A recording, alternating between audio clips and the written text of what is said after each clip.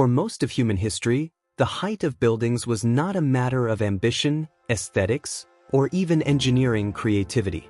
It was a matter of physics. Stone and brick, the materials that built cities for thousands of years, simply did not allow height without consequence. The higher a building rose, the heavier it became, and the more massive its lower walls had to be. At a certain point, adding another floor meant making the ground-level walls absurdly thick, swallowing interior space and still risking collapse. This wasn't a limitation of imagination. It was a structural dead end. By the mid-19th century, cities across Europe and North America had reached that dead end. 6 or 7 stories were considered tall. Anything beyond that was rare, expensive, and structurally inefficient.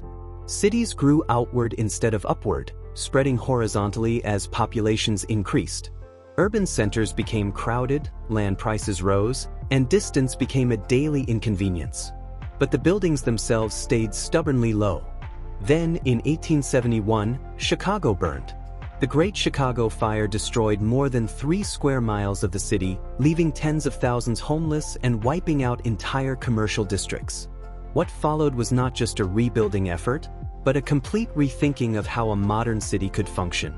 Chicago needed to rebuild fast. It needed offices, warehouses, and commercial spaces. And it needed them concentrated near the city center, where land had suddenly become both scarce and valuable. This pressure created an unusual environment. Architects, engineers, and builders were forced to experiment not out of artistic ambition, but necessity. Traditional methods were too slow, too bulky, and too limiting. Chicago didn't need monuments. It needed solutions. One of the people working in this environment was William LeBaron Jenney. Jenney was not a visionary in the romantic sense. He was trained as an engineer, educated in Paris, and deeply familiar with iron frame construction used in bridges and industrial buildings. He approached architecture less as an art form and more as a problem to be solved.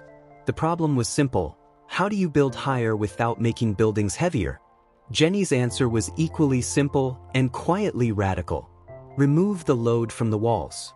Instead of relying on thick masonry to carry the weight of the structure, Jenney proposed using an internal metal frame, a skeleton, that would support the entire building. The walls, freed from structural responsibility, could become thinner, lighter, and taller. They would no longer hold the building up. They would merely enclose it. This idea was not entirely new. Iron frames already existed in factories, train stations, and bridges. But applying this logic to a multi-story office building required a conceptual shift. It meant trusting an invisible structure. It meant redefining what a building actually was. In 1885, this concept took physical form with the completion of the home insurance building in Chicago. On the outside, it looked ordinary. Brick and stone facade. Traditional windows. 10 stories tall, later expanded to 12. There was nothing visually dramatic about it. No soaring spires. No glass curtain walls. No hint that it represented a fundamental break from centuries of architectural tradition. But inside, everything was different. The building's weight was carried by a steel and iron frame. The masonry walls no longer bore the load. For the first time, height was no longer limited by the compressive strength of stone. It was limited instead by engineering calculations, something that could be refined, improved, and scaled. This single shift changed the rules of architecture.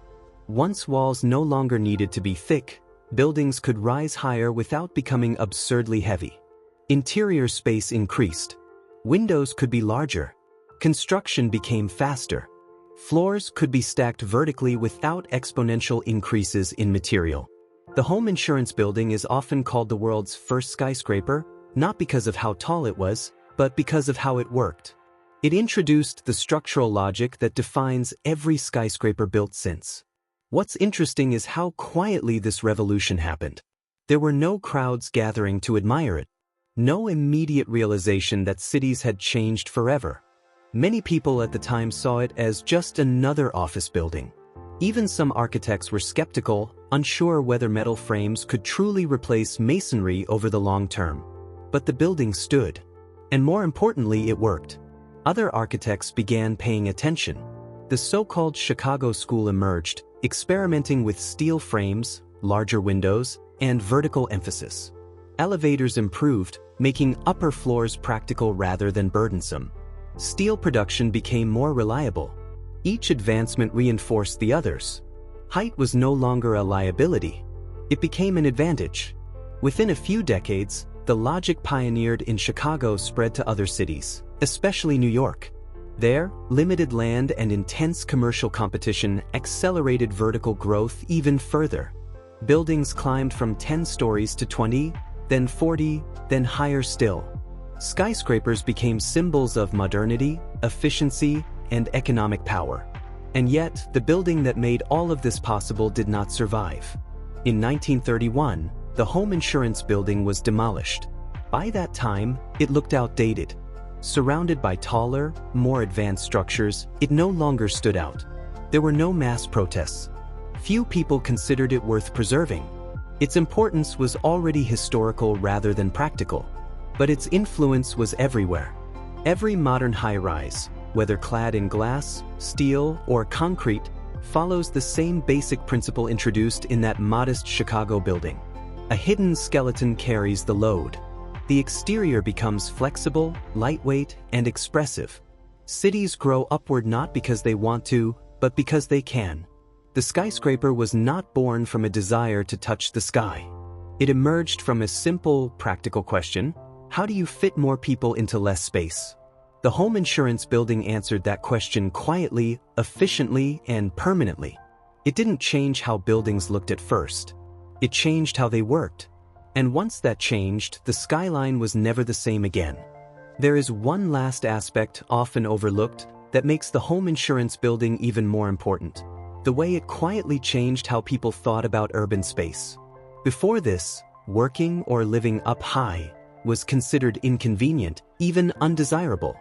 Upper floors were cheaper because they were harder to reach, hotter in summer, colder in winter. With Jenny's building and those that followed, this hierarchy slowly reversed. Height stopped being a drawback and began to signal status. The higher you went, the farther you were from noise, dust, and street-level chaos. The city was no longer something you moved through only horizontally, it became something you could look down on. This shift wasn't immediate, but it was irreversible. Within a few decades, the idea of a city center changed entirely. It was no longer just a point on a map, but a vertical volume.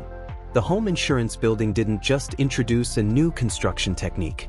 It introduced a new way of relating to the city itself. From that moment on, the urban skyline would no longer be a line. It would become a wall.